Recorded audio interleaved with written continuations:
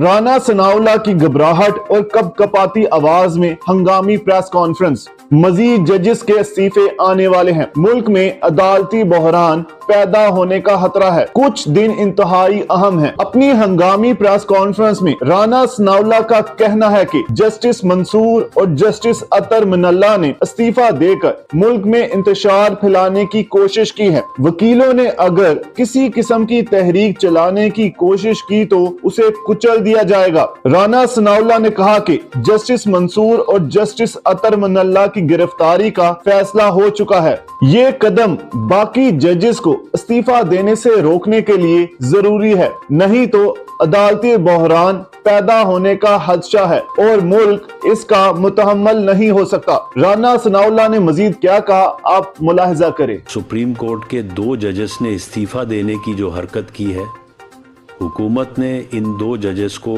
इबरत बनाने का फैसला कर लिया है। दोनों जजेस को गिरफ्तार किया जाएगा।